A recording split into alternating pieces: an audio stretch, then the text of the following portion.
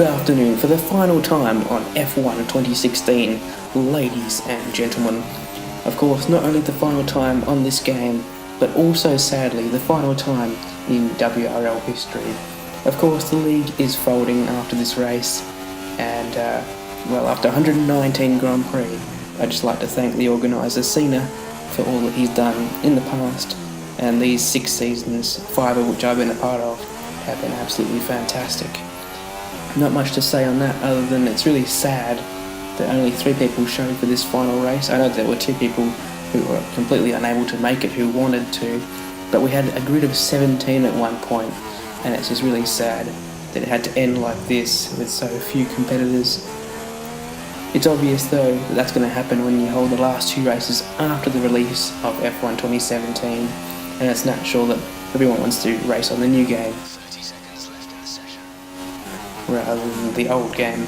Fair enough, and possibly take that as advice for the future for no league to ever schedule races after the conclusion of that particular game and the release of the new one. Either way, this is a very important race for me, for reasons I'll explain later on, but this is the pole position lap. I mean, no one else went for a lap in qualifying because I wanted to start on fresh tyres.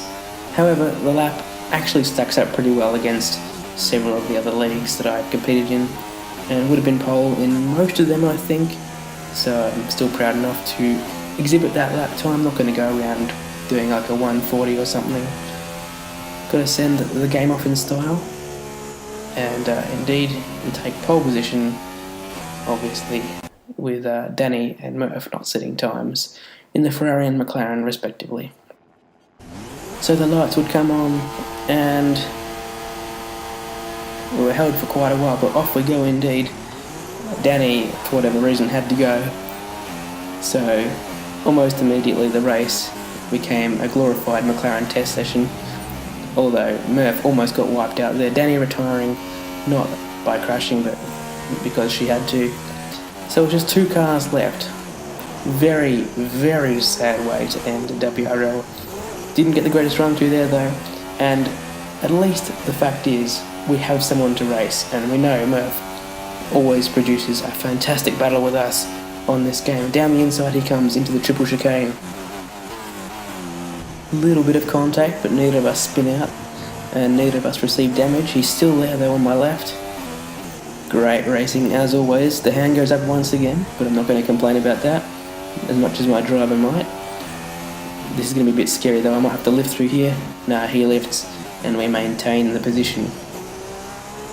Unfortunately, I'm going to have to say unfortunately, once again in this video, if you can just catch it in the mirror, Murph gets on that curb on the outside, loses it into the wall, and after 3 and a tiny bit laps, we're left by ourselves. Of course, I do the usual pit stop at lap 5, get a couple of fastest laps. Well, what was I to do? I had to make it to the end of the race to get full points, even if I was by myself. Once again setting fastest laps on the soft compound tyre in the final stint. This is your final lap of the race. The final lap of what has been 6 very enjoyable seasons of WRL. No one was there to fight me, so I decided to celebrate in style, giving the fans what they wanted, even though there's no one there watching.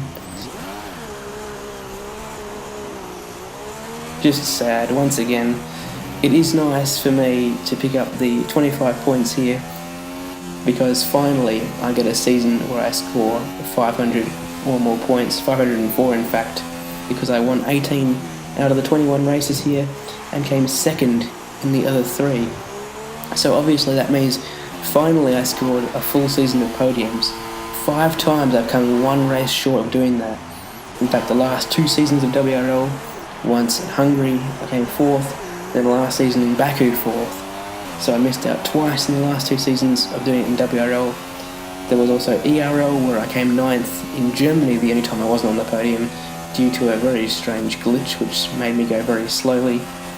There was also CRL, twice in CRL I missed out by 1 race, retiring in Belgium at Eau Rouge in Season 2, and in Season 3 I came 4th in Spain. That season incidentally is my best to date, with 498 points, 18 wins, 2 seconds and 1 fourth. It wasn't a mistake, Jeff, it was celebrations. This race, should I win, which, I mean, look at the situation. Less than a lap of fuel now. Tank is empty. If I win here, 504 points for the season, and indeed break that best season record. So hopefully we can do that. If I do enough burnouts, perhaps I'll get extra points. Of course, I'm kidding. This will, of course, be my 50th win in WRL, which is, of course, another thing to celebrate.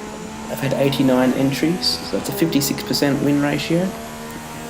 And now we have a puncture, so it's going to be a slow final sector.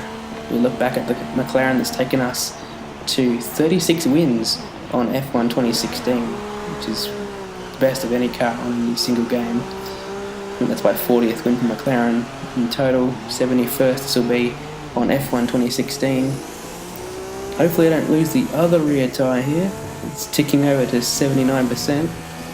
Record-breaking season aside, it's still very, very sad to see that I can do a 3-minute lap here to still win a race.